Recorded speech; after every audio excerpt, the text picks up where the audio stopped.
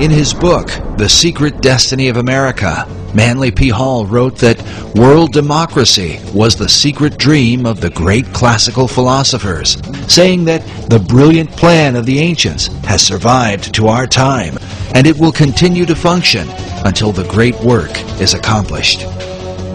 Many researchers believe this great work is the secret behind the wars and rumors of war America has been involved in through the 20th century, right up to the present day. Could this plan of the ancients to establish a world democracy be the real hidden agenda of secret societies? And was this ancient plan echoed in the 2005 inaugural address given by President Bush? When our founders declared a new order of the ages, they were acting on an ancient hope that is meant to be fulfilled. The occult is working at the highest levels of our society, using the military and financial power of the United States to bring about this one world state. And the President has spoken openly about it, how the purpose of the United States is to bring democracy to the nations of the world. Where did this become the function of our nation, to bring democracy to the world? You only need to read the writings of Manly P. Hall, where he tells you that for 3,000 years, secret societies have been working to bring democracy to the world. You read President Bush's speech before the Association on Democracy, the National Association on Democracy. He tells you for 2,500 years, people have been working to bring democracy to the world. Yet the ancient philosophers recognized that a true democracy could only be achieved by a society of perfected men. The perfected men would be comfortable in a true democracy. And probably a true democracy cannot emerge until there is enough of such human beings in the world that can take over the government of man. It will be that kind of leadership. It will be like Plato's vision of the philosopher king, the man who has wisdom and the man who has power. Democracy has the occult promise of a fair world to live in.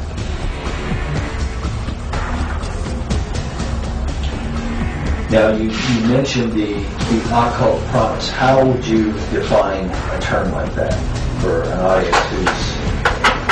Well, probably define that term by saying that promise is explain the word occult. Well, it's obscure. It's hidden, not visible to the normal eye. So an occult promise is something that is inherent, but only visible to those who have that inner vision. So a fair world is a kind of occult promise at the heart of democracy. But is this occult promise part of America's Christian heritage? And if not, could this account for why the many symbols that adorn America's capital city come not from the Bible, but from the ancient mystery religion? And if America were really, truly a Christian nation, what would all of these mythological characters be in our city? Certainly the Christian influence was very strong. From the Christian point of view, we were formed as a Christian nation. But from the occultist point of view, and those associated with astrology and the ancient mystery religions, America was, of course, and Washington, D.C. was to represent their position. So you've had the two forces, in America ever since its formation. While it seems that most of America's leaders have upheld Christian ideals, their reason for doing so is often questioned. If they were Christians, why would they erect monuments to pagan gods and goddesses? And if they were pagans, why confess to Christian ideals? Manly Hall suggests the reason may have been one of self-preservation. He argues that because of the persecutions of organized religion in the Old World, the secret societies employed even greater methods of secrecy to protect their occult philosophies, making themselves sound as though their beliefs had to do with Christianity, which was the dominant belief in Europe, and eventually America. He says the pagan intellectuals reclothed their original ideas in a garment of Christian phraseology, but bestowed the keys of the symbolism only upon those duly initiated and bound to secrecy. It is for this reason that all secret societies have an initiation process whereby members are bound by blood oaths not to reveal the secrets of the order. A chief factor that contributes to confusion about the beliefs of America's founders is the presence of Rosicrucianism. The Rosicrucians are a mystical, arcane society that played a major role in the development of Freemasonry. The rose and cross, which symbolize the society, are also the source of its confusion. The rose is the symbol of secrecy and represents the pagan mystery religions, while the cross symbolizes Christianity. Rosicrucianism is when the two are combined. Because of this, one can begin to understand how a man like Charles Thomson could be famous for his English translation of the Old and New Testaments, and at the same time approved the design of the Great Seal for the United States with the all-seeing eye of Horus floating over an Egyptian pyramid.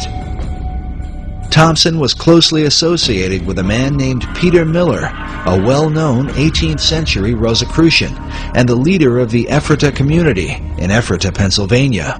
The Ephrata cloister is believed to have been the first esoteric settlement in the New World, with connections to some of the founding fathers, such as Benjamin Franklin and George Washington. The early Ephrata movement clearly held mystical beliefs, even driving stakes into doorways to ward off evil spirits. We now know for certain that they were Rosicrucians. It was Washington was close to these individuals, as well as Franklin and Jefferson. Benjamin Franklin even enlisted the aid of Peter Miller to translate the Declaration of Independence into a number of European languages and to inform the world of America's independence. The printing for these translations was done at the Ephrata cloister. Peter Miller would have been further connected to many of the founding fathers through the American Philosophical Society, founded originally by Benjamin Franklin in 1743. The Society's members included such prominent figures as Thomas Paine, Alexander Hamilton, Thomas Jefferson, the Marquis de Lafayette, George Washington, Charles Thomson, and of course, Peter Miller. Later members would also include such names as Charles Darwin and Thomas Edison.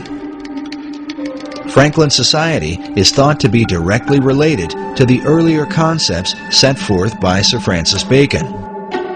According to Michael Howard in his book, The Occult Conspiracy, Franklin's American Philosophical Society was operated in the same tradition as the Royal Society in England, which was based on Sir Francis Bacon's Rosicrucian concept of the Invisible College. In the history of the Royal Society, they refer to the beginnings of the Royal Society came from a group of people who called themselves the Invisible College. The purpose of the Royal Society of London was to further Bacon's advancement of learning through scientific investigation.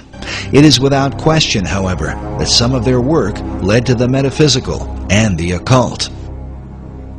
And then we find that the Rosicrucians called themselves the Invisible Brotherhood, and the College of Rosicrucians was therefore, what was called by them, the Invisible College.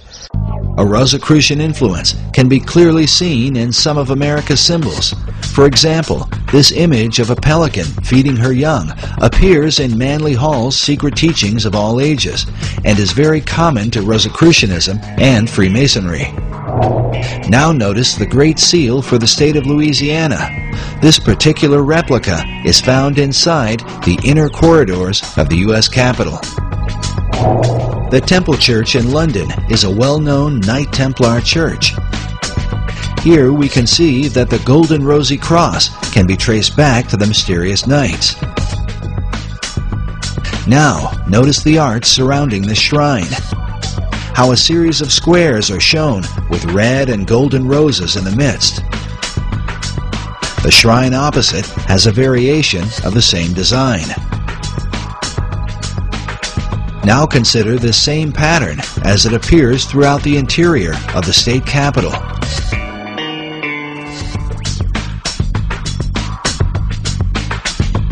Inside the old Supreme Court room, and in various forms throughout the Library of Congress.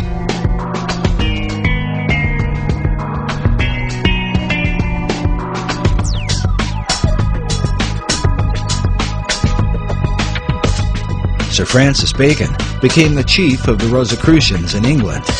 His famous saying, "Knowledge is power," is found written inside the Library of Congress, while a statue of Bacon can be seen on the upper level. Elsewhere in the main library is a Baconian passage from his collection of essays. It reads, "The inquiry, knowledge, and belief of truth is the sovereign good of human nature." This saying is found over a statue representing philosophy. Could this be an indication that Baconian philosophy governs the New World concept? Bacon took his inspiration from the goddess Pallas Athena, known for her helmet of invisibility. Pallas Athena images also turn up throughout Washington, D.C.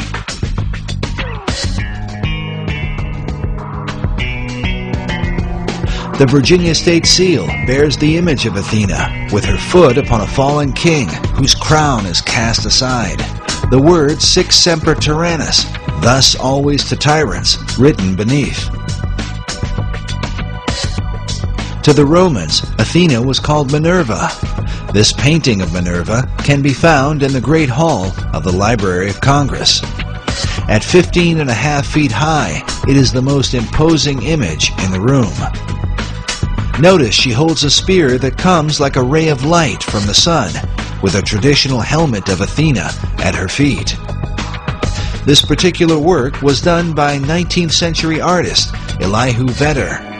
Vedder was known as a symbolist painter whose style was part of a movement that can be traced to France during the 19th century, and an art house called the Salon de la Rose Croix.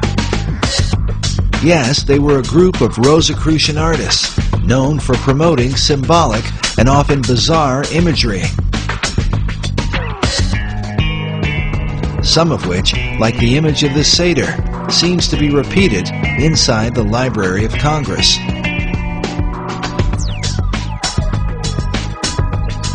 It's not clear if Vedder himself was a Rosicrucian, but one of his chief influences certainly was. William Butler Yeats was a prominent member of the Golden Dawn, a Rosicrucian secret society. Yeats, along with Irish mystic William Blake, are said to be two of Vedder's leading inspirations. Vedder's own occult themes are filled with haunting, esoteric imagery, like this work, which is called The Cup of Death. In addition to Minerva, Vedder was commissioned to do a series of paintings illustrating government, which can be found at the east end of the Great Hall in the Library of Congress. Now let's look again at this image from the Salon de la Rose Croix. It pictures Leonardo da Vinci on the right, dressed like Joseph of Arimathea, whom occultists believe was the original cupbearer for the Holy Grail. Beside him is Dante Alighieri, dressed as a Knight Templar. By now, most people are familiar with Da Vinci's arcane background thanks to Dan Brown's Da Vinci Code. Most are also familiar with Dante's Inferno, representing the many circles of hell. But according to Michael Howard, Dante was no ordinary writer. He was in fact a Rosicrucian Grand Master who wove Rosicrucian philosophies into his writings. Masonic philosopher Albert Pike wrote that it was Dante who first publicly expounded the symbol of the Rose Cross. Something partly seen in William Blake's sketch of Dante's Paradise, with a cross in the center. But now look at this drawing done by famed artist Gustave Doré. The title of Doré's illustration is, quote, "The saintly throng in the form of a rose."